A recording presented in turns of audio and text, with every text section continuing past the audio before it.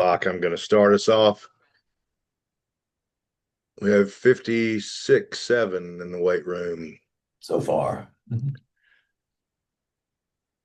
Welcome, welcome in, everyone. Welcome to Care Concierge with Carepatrol, where education is the heart of everything we do. We appreciate you all making time today on a Tuesday to share information and appreciate you making the leap. All of in the past, we've been on Mondays. This year, we're going exclusively on Tuesdays, and we appreciate you all for helping us make that jump. As you know, we are accredited, or as you may know, we are accredited by the Alabama Board of Social Work Examiners and the Alabama Board of Nursing Practitioners. And each of those tell us that today's course is worthy of 1.0 contact hour. And that is considered a live contact hour because we use a password protected evaluation. We give the password at the end, and that way we know that everyone's been present and has an opportunity to interact with the speaker and pose questions and share your observations. And we really do want you to participate. These courses are much more rewarding, I think, for everyone when everyone has the opportunity to have input. So if you want to ask a question or share your observations, use the chat room, or ask me to unmic you, and I'm happy to do that. You can share your words and thoughts with us. Care Patrol is a referral and placement agency. We offer our services at our clients at no charge. We're paid by the providers. And in that same vein, we offer our education to you at no charge. We assist families in knowing what is next in their journey and what services are offered, how to get those services, how they're paid, etc.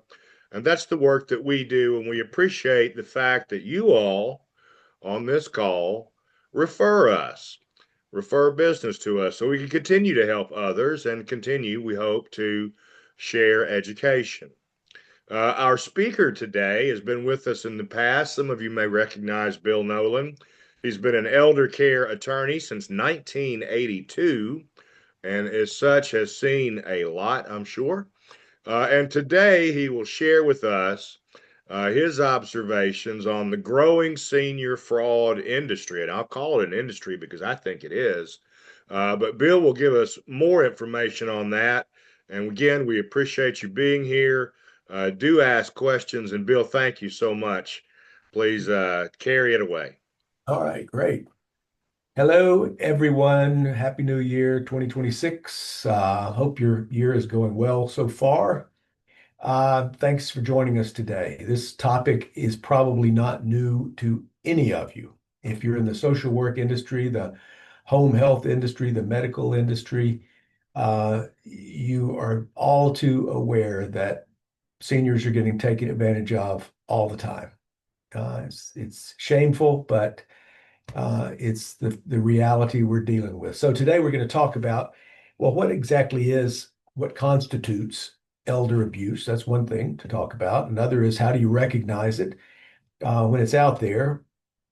Are you or is one of your family members, loved ones already a victim? That's possible. What can you do to combat it?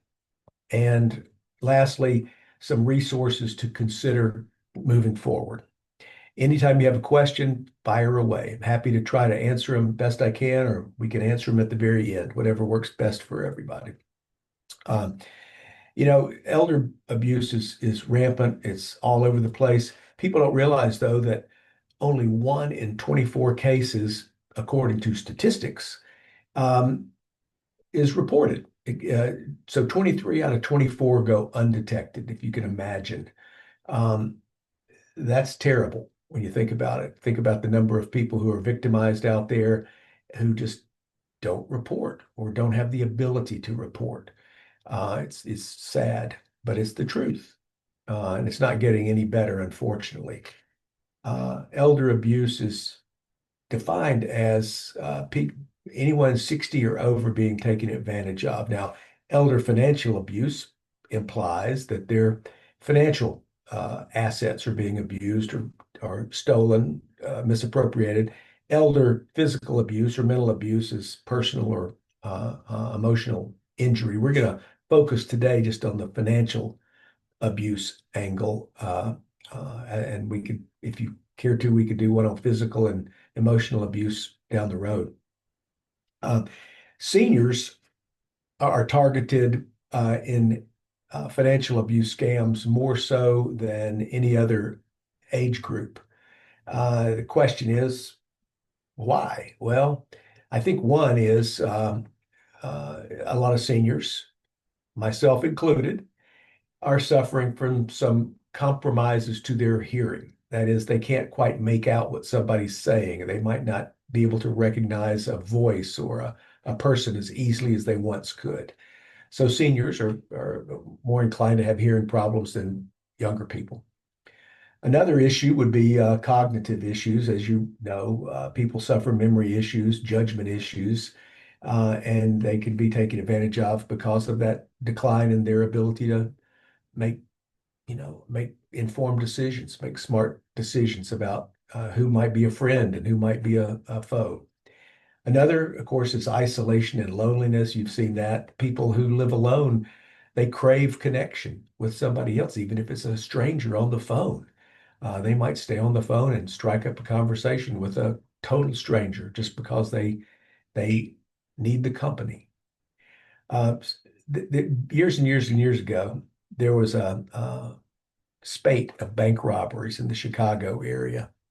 And there was this bank robber named Willie Sutton, who was the bank robber. He was a good bank robber as far as bank robbers go. He was successful until he wasn't.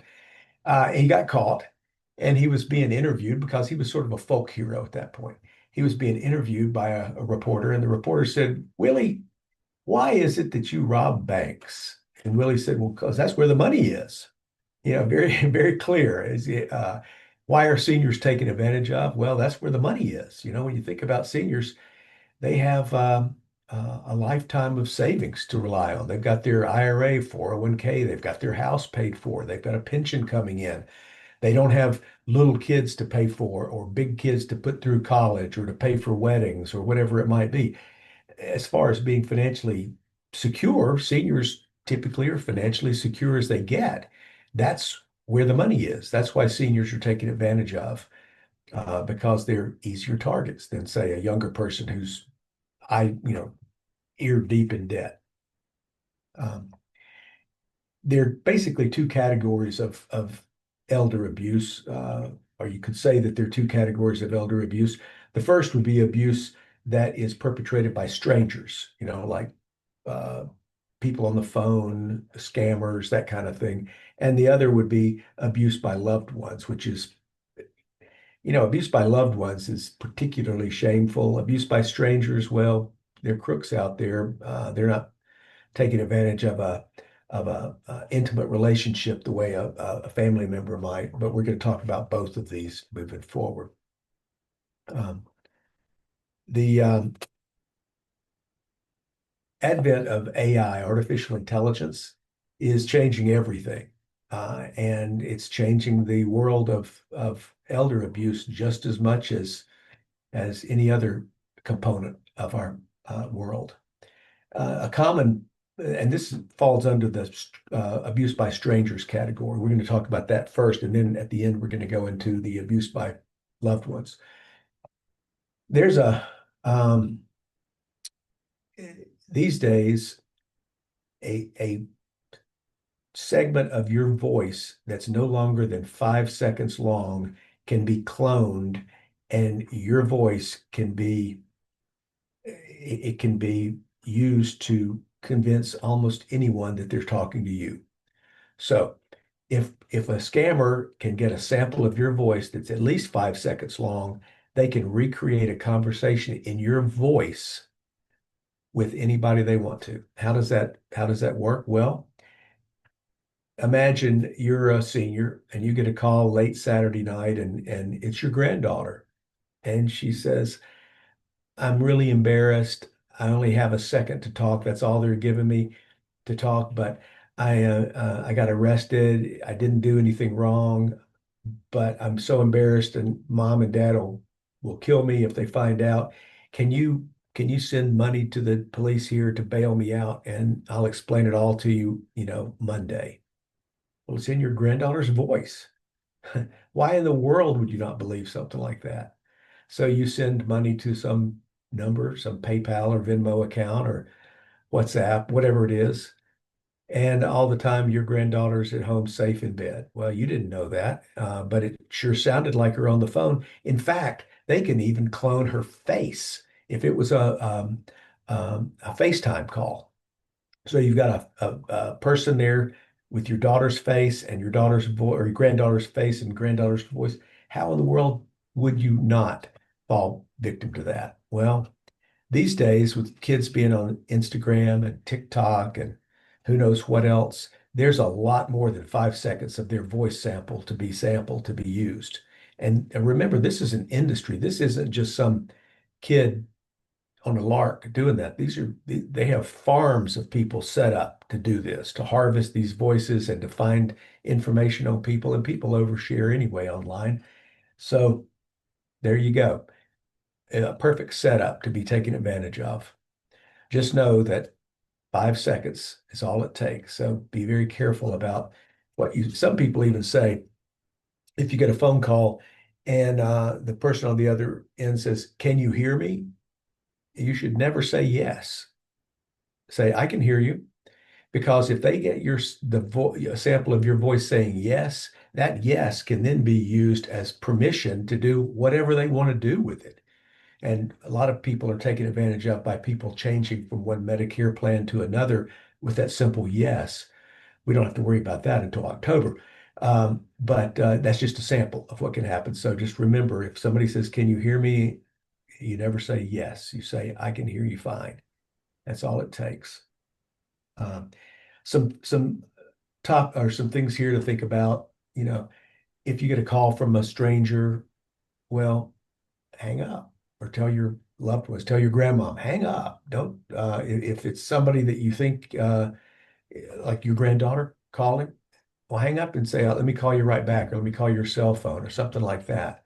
Um, Let me verify. Let me call and make sure you're in wherever. I've seen this with a friend of mine who her message was, "I'm in Europe. My passport was stolen, and I need to be able to pay to get a new passport. Can you send the money over here?" That's another angle. A good idea too, if you could think about it, is to set a safe word, a passphrase with the family. It doesn't have to be anything fancy, just something that somebody online might not be able to find.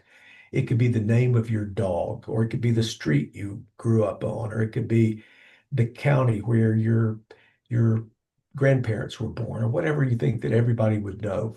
You could say, "Sure, sure, uh, granddaughter, just remind me, what's the name of your dog?" If they don't know that, that's not your granddaughter. I think another thing is never, ever, ever send money by wire transfer, gift card, or crypto. There's nobody legitimate who will only accept money by wire transfer, gift card, or crypto. If they're legitimate, they'll take a check. If they're legitimate, they'll take American Express or Visa or MasterCard. So that defines, or almost defines, that it's crooked just because they're asking for payment in a way that can't be tracked or reversed. Um,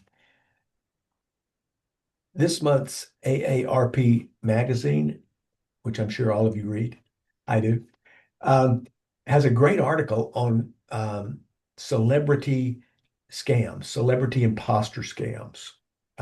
If you have a chance to read it, if you're visiting with one of your clients or patients or whatever, see if you can take a look at it. I think it's on page 28. Essentially, what it says is that a lot of people, seniors especially, fall victim to these celebrity imposter scams. Um, they usually involve, on social media at least, they involve a person liking what they think is a legitimate celebrity Facebook page or Instagram page or whatever it might be. It's not, but it looks like it. It's got a picture of Tom Selleck on it. Tom Selleck's, smiling and posting things about what he's doing. And you like Tom Selleck. You always like Magna PI, so you like that page. Well, now you've exposed yourself as a fan. So whoever runs this celebrity site that's not Tom Selleck reaches out to you, strikes up a conversation maybe in some way. Or you might you might just get a call out of the blue one day and it's Tom Selleck's voice. Remember the 5-second rule? There's a lot of Tom Selleck voice options to sample. So it's Tom Selleck's voice, and he says, uh, "I know this is going to sound crazy, but I work with Publishers Clearinghouse, and it looks like you are this month's winner of the Publishers Clearinghouse sweepstakes. Congratulations! It's fantastic. It's over $1 million, and I have a check with your name on it, and that made out to you." And I will personally deliver it to you. Well, you've always wanted to meet Tom Selleck. What a great opportunity. And you didn't even know you'd entered the contest in the first place. But who's going to ask questions? If Tom Selleck's going to come to you, why not? Let's meet the guy. Tom says, I only fly first class. That's what movie stars have to do. Um, and Publishers Clearinghouse want me, doesn't want to spend their money sending me to Birmingham if you're not going to be there. So what they want is for you to pay the cost of the first class ticket, and we reimburse you when I get there. So you're not out anything. But that way we can ensure that you're there for me to deliver the check. I'm sure you understand this comes up a lot, and we just have to find some way to cover it. So all you have to do is send $2,500 or whatever the amount of a first class ticket from LA to Birmingham and back is, and we'll find a time that works for you to bring your check out. Well, that sounds reasonable, right? To somebody with maybe compromised cognitive ability, it sounds reasonable. And if you call 100 people a day with that pitch, one person's going to answer yes. So it's a numbers game. It's always a numbers game. It doesn't make sense to each individual. I mean, all of us on this call today would say that's absurd. That's a scam. But somebody out there won't say that, and that's all they need is one person a day to make it work. So, Bill, that happened to me. I think we've talked about this. My mother received several calls from someone claiming to be Todd Sloan. If you go on Publishers Clearinghouse, there is such a person named Todd Sloan. mhm, He and my mother, over the course of about 3 months, uh, you know, talked about the winnings, and also they established a relationship. So mhm. it was sort of a double scam. It was a catfish scam. They were going to run away and spend the money together, Uh-huh. and it was also a Publishers Clearinghouse scam. And this went on for about 4 years. And this is how I realized that my mother has dementia. And it's how I became her conservator. And so I'm able to speak about that with folks. But I mean, it's insidious. We went to the Attorney General in Alabama. We went to the local police, the county police, the FBI, and each of them said to us, there's nothing we can do. It's an Interpol issue because the overwhelming majority of these scams originate either in Nigeria or in Jamaica. And as it turns out, I discovered this, you can wire money daily. And if your loved one gives their account number, as my mother did, you can expect them to take out the full amount allowed daily, which is about $900. I found this out after about 22 days. Hmm. Um, and it just kept going on. And it was always the appeal was you've got to pay up front the legal fees and the taxes, Mhm. right? So in the span of an afternoon, 4 or 5 years ago, I learned that my mother had given away $146,000 to this guy. Wow. And that was not the end of it. That was just the beginning. Um, and there's nothing that can be done. That's what is so frustrating, Mhm. is nothing can be done. And it's not just Publishers Clearinghouse. She got, so one of the ways that they do this is they say, we're going to send you some of your winnings, but Mhm. it's going to come from my sister. She's going to write you a check. So my mother eventually got one of those checks from some other person that being scammed. And I called them and I said to this woman, I'm so terribly sorry to tell you this, but I think you're being taken advantage of. And she said, well, that's what my children think, but I don't care. I've won the Powerball. And I said, well, my mother's been out X amount of money. And she said, oh, that's nothing. I've given them over $300,000. Wow. And this was, I mean, the woman was in the middle of Georgia in a rural place, maybe a farmer. I don't know how she had that kind of money, but she did. And she, like my mother, was insistent that this was real. And there was nothing I could do. What happened though is I took the check that she sent my mother, and I said, well, let's go to the bank and just deposit it. So we did. My mother sat down and they said, well, what are you doing? She said, well, I want to deposit this money so I can then wire. And she didn't finish her sentence. The bank manager, I promise you, leapt over the stand there and ran up to us and said, no, no, no. And the police were there within 3 minutes. And that's the only way that it ever dawned on my mother that maybe something's awry here. Yeah. And so I would encourage anyone in that instance to do whatever you can to bring it to to bring a case if you can and see if anything comes from that. But I mean, it's insidious. And like you said, I mean, she's one of hundreds that answered the phone. Yeah. And there you are. Yeah. You've got a whole farm of people calling thousands of people a day, and the numbers work for Yeah. them. There's a I think that, documentary called Yahoo Boys, and it's about this. And apparently there are these internet cafes yeah, in which these guys, I guess, and gals go and sit and just dial all day. That's yeah, all they do. They sit there and dial the phone. mhm, And yeah, sometimes when they called my mother, it was a computer's voice, and sometimes it was an actual person. And I've spoken to them. They used to send us photographs of her house. They used to send pizzas to her. They used to call and threaten that they were the FBI and they were going to come after her.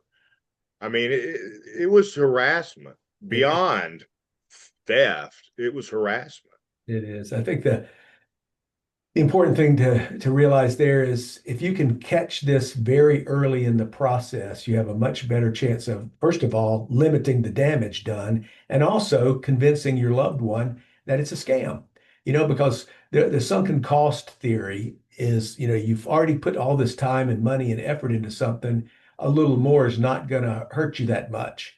But if you can stop it on the front end, especially when somebody's capacity is maybe better now than it will be this time next year, that's the way to do it. So everybody on the call today, just remember when you're talking to your loved ones and the people you care about, it never hurts to have a conversation about this. Sometimes people are real cagey and they don't want to let you know what's going on. But if you can get them to talk about it, you might have more impact to shut it down than if you wait too long because of that sunken cost theory. Um, I think the important things to know here is if somebody does call your loved one with a story, with a pitch, ask them. And this also comes up with bank cards, your bank, PayPal, Venmo, all of that. You might get an email that says, "This is PayPal calling to say your account has authorized the transfer of $5,000. If this is not you, click this link." The last thing you want to do is click that link, I can assure you. But it's tempting to because you're thinking $5,000, that's not me. Go to PayPal, go to the website and see if a transfer's hit your account. I guarantee you it hasn't. Or you might get a call from your bank saying, have you authorized this or that? If you do say, well, let me call you right back and call them. the bank from your number. They'll tell you, but don't trust any calls that come in. Caller ID doesn't work anymore. You can spoof those numbers anytime you want to. I don't know how to personally, but I know that it can be done. So somebody could call you from Nigeria and it would show up on your caller ID as a call from Gardendale, Alabama, for example. So don't trust caller ID. Nowadays, iPhones and maybe Androids allow you to screen calls with voicemail. Use it. That's what it's there for. You don't have to answer every call that comes in. And if you do get calls from people, it never hurts to block them.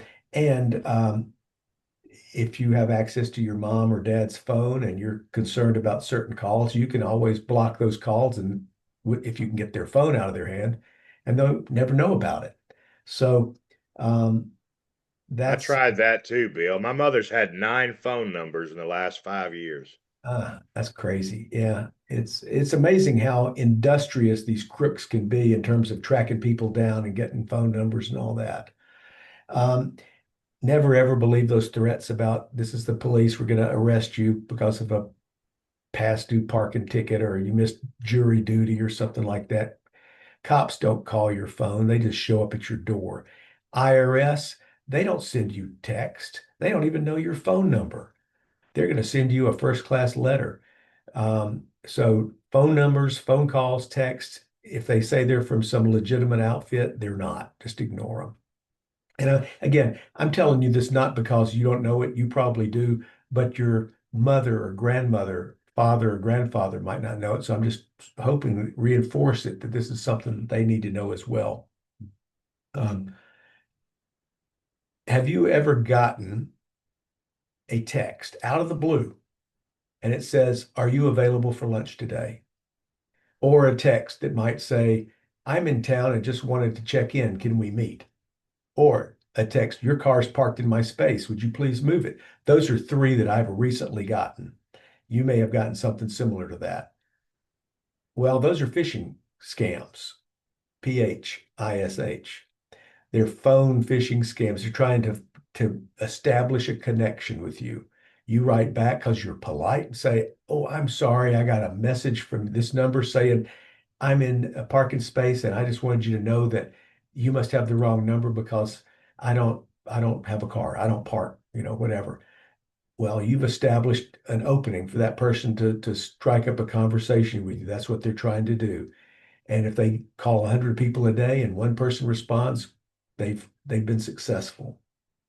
So, as as nice as it is for you to be polite, if somebody says one of these things, ignore it. If you get a text, anything like this, ignore it. If it comes from a different area code, ignore it.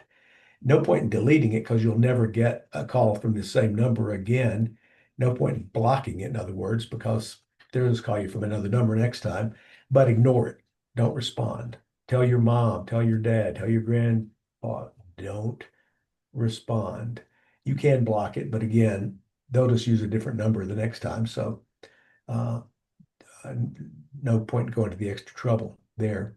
Um, and if someone sends you a link like the PayPal, click here if you didn't authorize this transaction, don't click that link. Make sure that they understand. Don't click those links. They're either put malware on your phone or your iPad, or they'll connect you with a website that's designed to deprive you of your money. So don't do that. Make sure they understand not to do that. I think, Bill, part of the issue, though, with the aging is that they grew up in a different time, right? When you did trust what you read or what someone from some organization sent. And there's also, I think, a politeness factor. Like they feel like they must, Mhm. respond. Because you remember in the old days before there were cell phones, when the phone rang, you answered it. Mhm.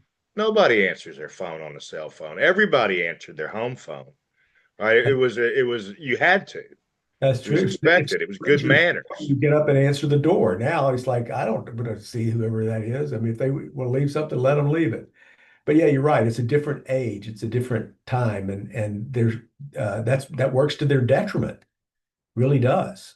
And so you have to almost they have to relearn how to live in today's society because they're using, last year's rules for this year's uh, crooks, and it doesn't work. Um, but you're right. It's tough for the old folks because they grew up in a time when people were polite and they responded and uh, believed in people's goodness and all that. That's just not the case anymore. Anybody heard of RFID? RFID stands for radio frequency identification.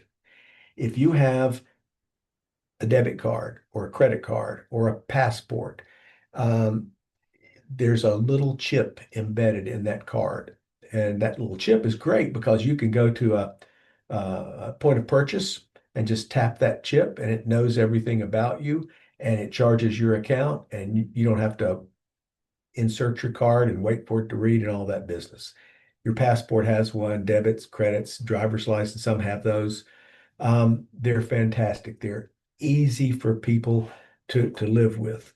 And in some ways, they've made purchasing a little easier and quicker.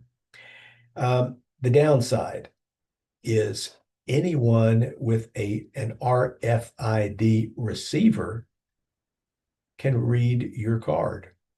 So an RFID receiver can be hidden in a purse or a backpack or a pocket or a grocery bag.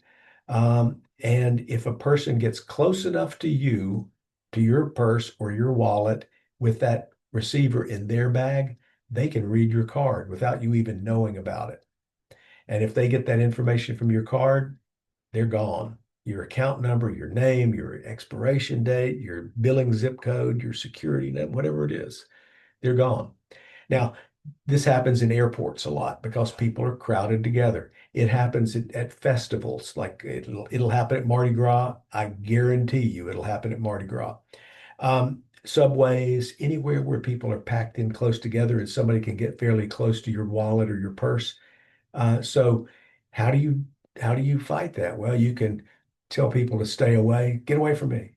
But that's not easy to do. So the next best thing is to go on Amazon or eBay and purchase what are called RFID blockers.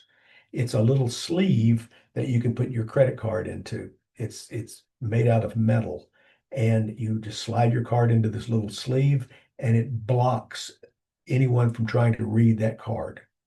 They're cheap as dirt. I mean, I've even thought about ordering like 1,000 and printing our logo on it and giving those out, which I might still do. Um, but they're really cheap and they're really effective. So if you are worried about your grandparents or your parents or yourself having your credit card or debit card read, that's a great way to combat that problem. Speaking of debit cards, I know this isn't elder necessarily, but for anybody, a debit card is not nearly as good as a credit card to use. And the reason is this: if you have a credit card and an unauthorized transaction occurs on that card, well, it's the bank's money that's at stake. If you have a debit card and an unauthorized transaction occurs on that card, it's your money. I can guarantee you it's a lot easier to tell the bank a mistake's been made and let them worry about it than it is for you to try to recover your own money if it's come out of your account. So a debit card doesn't have nearly the consumer protection that a credit card has. And for that reason, I don't use a debit card. I, I use credit cards. In fact, I haven't had a debit card in 20 years. So as nice as it is to have that money come straight out of your bank account, one check a month written to your credit card company is a lot safer. And I encourage you not to use debit cards for that reason. Uh, and that goes for everybody, not just elderly. Has anybody heard of the Nigerian 419 scam? I remember back in the days when these were first class mail letters that came to people. They were typed out and they were basically to whom it may concern kind of letters. Nowadays, nobody uses first class mail, they use email, which is a lot faster and cheaper and quicker. Um, Nigeria, it's Nigerian 419 is the Nigerian criminal code section that supposedly bans this type of scam. Whether it works or not, who knows? I know that a lot of it's called the Nigerian scam because so many of the perpetrators are in Nigeria. And Jamaica is another place that's a real hotbed of this kind of activity. Basically, and you've probably seen these too, you'll get a letter and it'll say, uh, I got your name from, or an email. You'll get an email that says, I got your name from a mutual friend who said I could trust you. Okay, they're establishing a bond already. My husband, my late husband, was a pastor here in Uganda who died recently. And when he died, he left a small fortune, and I am his only heir because we never had any children. And I've just been diagnosed with terminal cancer. Sad story, a sob story. I don't have anybody to leave this money to.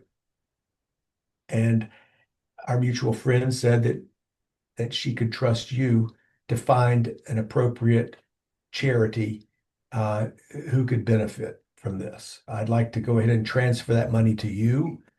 And as a compensation, I think it would be fair for you to get 25% of that for your trouble. Um, any of this sounded familiar so far? I need for you to send me some information that confirms your interest and gives me the way that I can transfer this money to you. It's $5 million or something like that. Well, that sounds absurd. It sounds crazy. I had a client call me, though. This was several years ago. She called me and she said, I'm hoping you can help me. I've been talking with this woman, really dear lady, over in Africa, and she wants to send her life savings to my church, and because she has cancer and she's going to die, and she wants to send $5 million over here to my church. But the bank is giving me a hard time giving her the information to have that money wired to me. And I said, hit the brakes, lady. I got some bad news for you. This is a classic story. That's a Nigerian scam.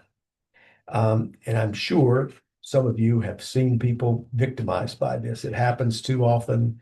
It sounds absurd, but people fall for it all the time. So just so you know, it's out there, and elderly people in particular are being targeted because, first of all, they have the money. Second, they're lonesome. Third, they're trusting. They're from a different generation. Um, and uh, they still want to help. They still want to be, help somebody, help their own church, or help the charity of their choice. Um, We were told that Interpol would not investigate these crimes because they support the economy of Nigeria. And to do so would wreck the economy. uh, that's a good one. That's a good one. Well, maybe they're right. Who knows? I can't imagine that those people are actually paying taxes on the money that they make, but maybe they're spending money for groceries and cars and gas and all that stuff. Who knows? That's right. There's another subset of this whole internet scam business called romance scams. Huge. I mean, this is where the growth is. This is the growth industry within the elder financial abuse market, romance scams. When I first started doing this years and years ago, it was men who fell victim to this. And it was always an older man who was either divorced or widowed, and a younger caregiver professed her undying love for him, and he's willing to pay her to live with him for the rest of his life. And he puts her on the deed, puts her on the bank accounts, buys her a car, and then one day she's gone. And he's too embarrassed to admit that he was suckered.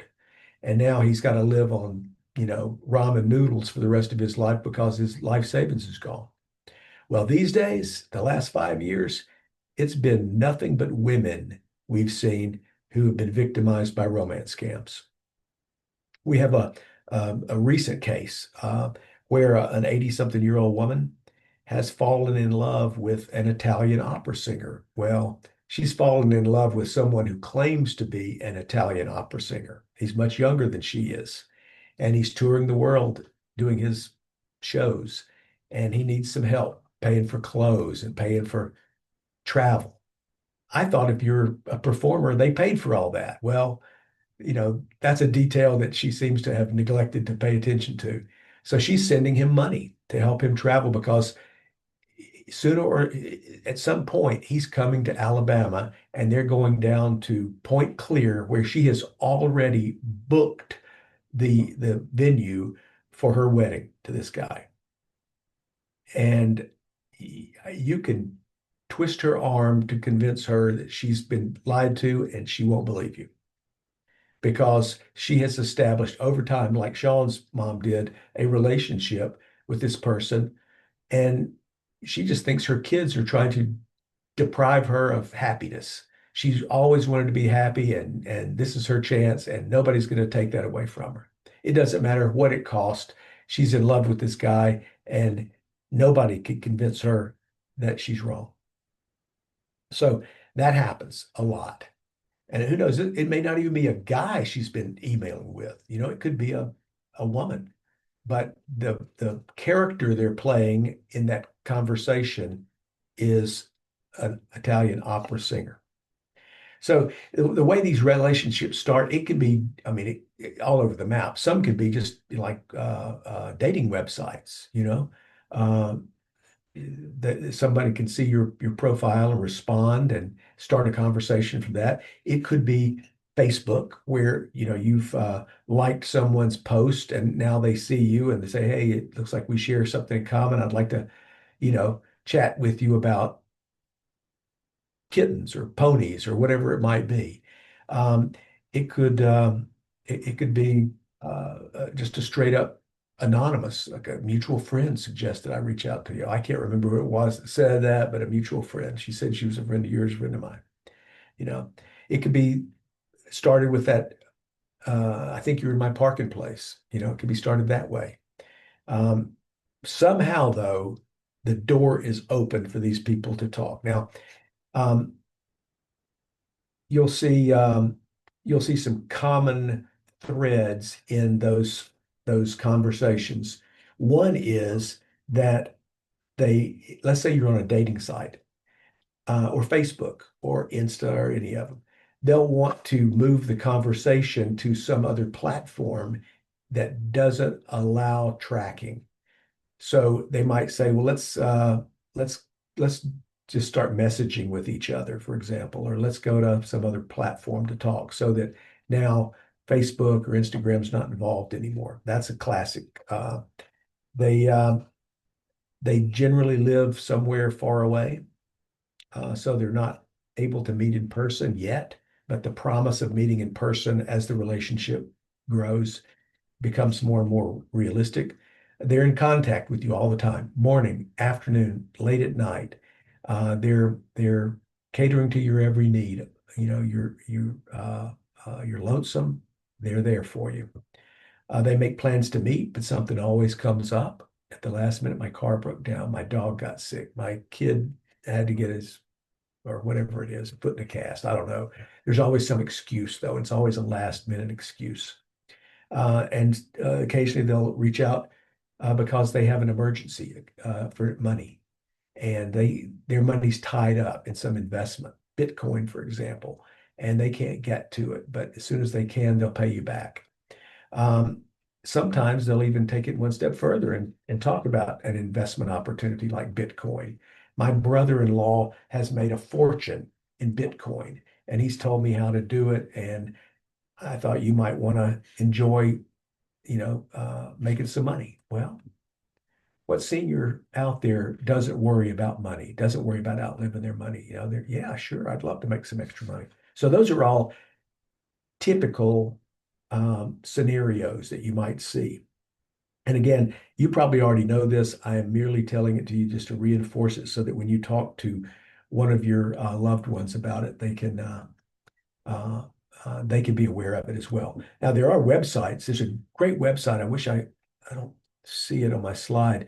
It's called advocating against romance scams. So if you go and just search advocating against romance scams, this website is designed, I don't know how to put it together, but this website is designed to stop this as much as possible. Now, what a lot of these scammers will do, let's say they're in Nigeria and they're a 13-year-old kid, and that's his job in Nigeria is to sit in some internet cafe all day long and dial for dollars.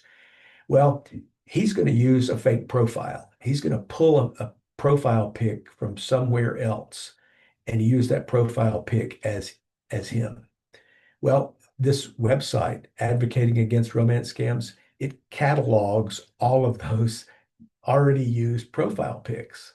So you can look through there and say, well, this opera singer here that is in love with mom, well, he's also on this website and he goes by these other names too. So you can show somebody in real time. And, like, well, this guy here, the opera singer is also this guy here who's working on an oil rig in the Gulf, or this guy here is in the military serving in who knows what. You can't be all three.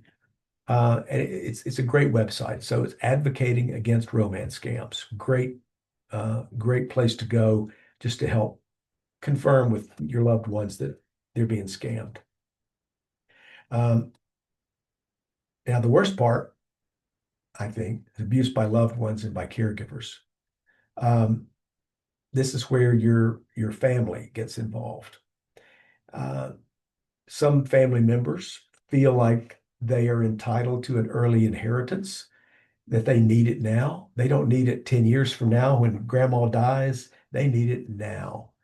And so they help themselves. Maybe they're serving under a power of attorney, or maybe they're close and maybe they live with grandmom and they just help themselves to her money, whatever it is.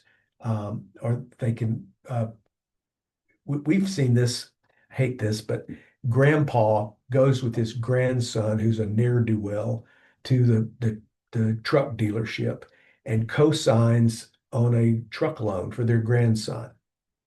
Well, the grandson doesn't pay it. Well, who's GMAC going to come after? Coming after granddad because he's a co-signer on the loan. Grandson doesn't have two nickels to rub together, but granddad does.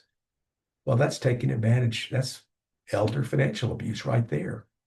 Or borrowing money from a loved one like that, knowing that you're not going to pay it back, or falling at their mercy for, where I'm out of a job, I need some help, that kind of thing.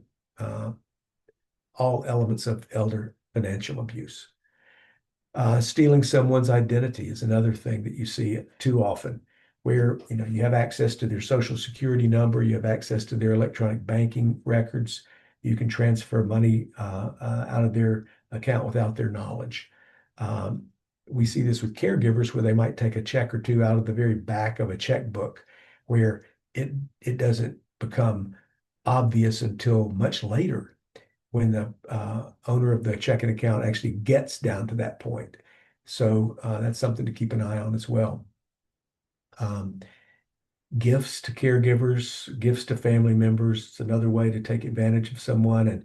And that's also the excuse that people will use if they have been taking advantage of grandma. They'll say, well, she said she was just giving it to me. I didn't steal it from her. She gave it to me. How are you going to argue with that?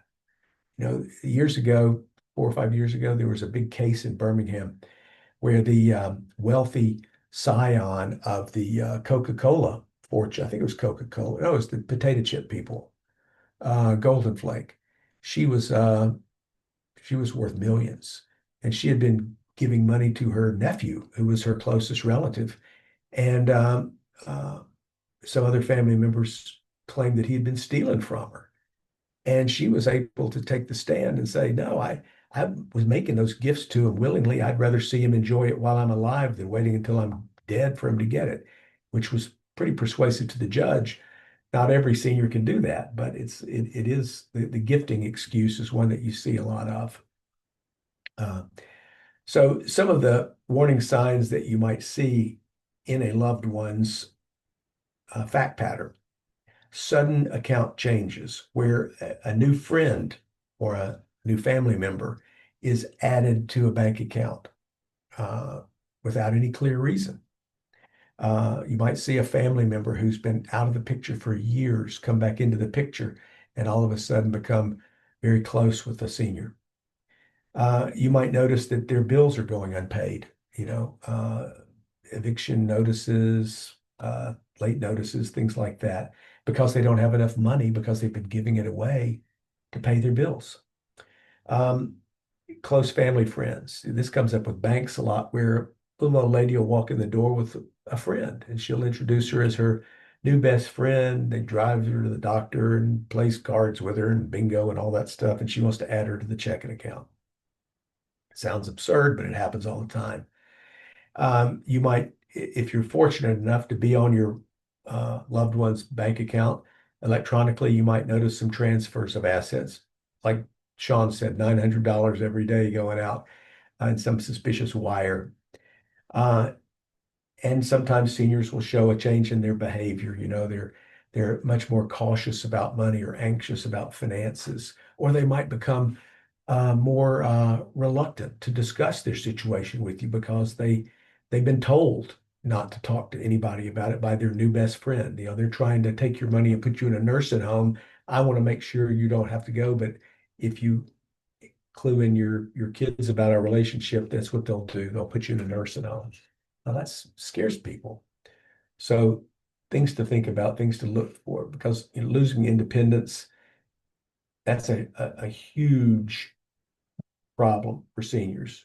Taking away their driver's license, that's one big loss of independence, but having them move to a nursing home, that's huge. So anytime that's used as a fear to somebody's benefit, like a new best friend, got to be on top of that. Also, fear of abandonment, that comes up a lot.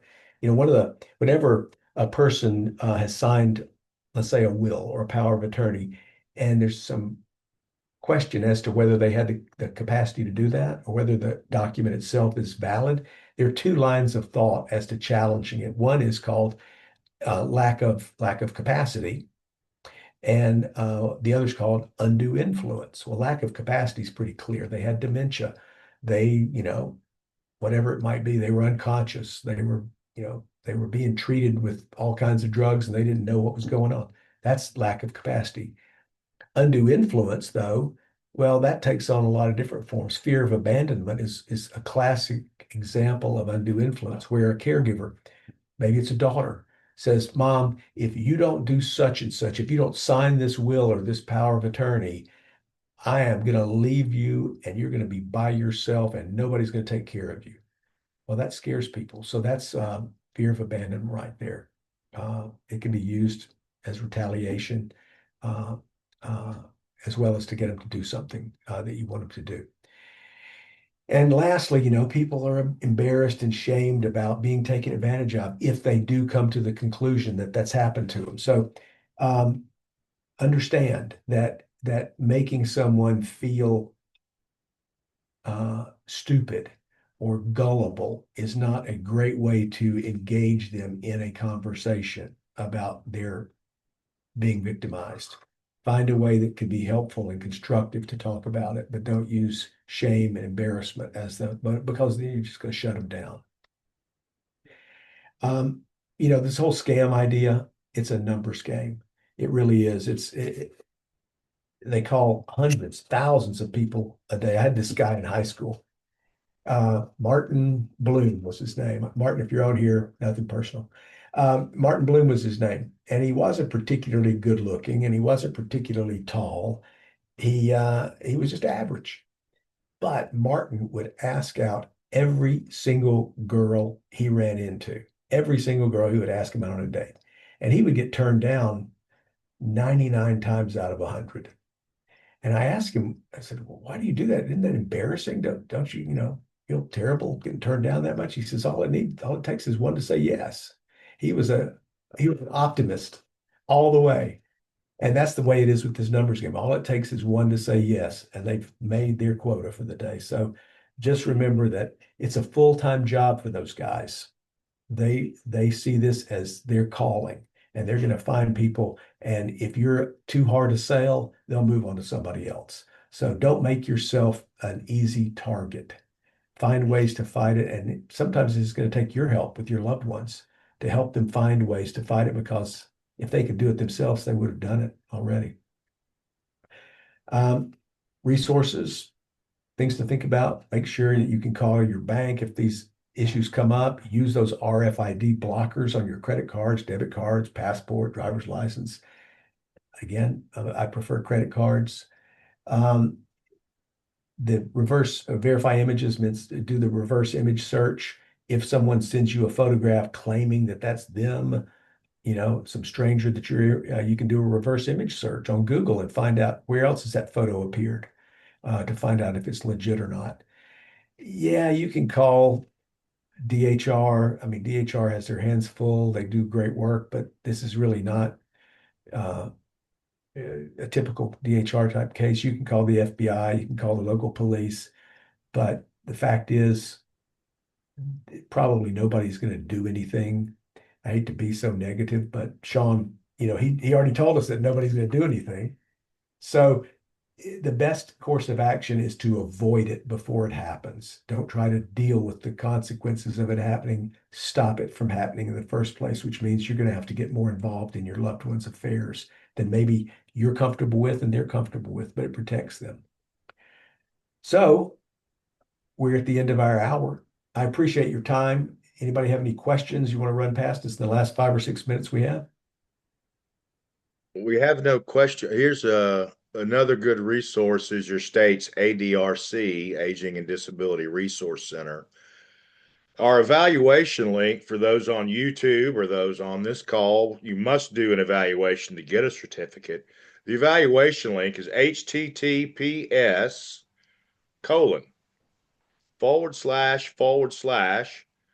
www.surveymonkey.com/lowercase r/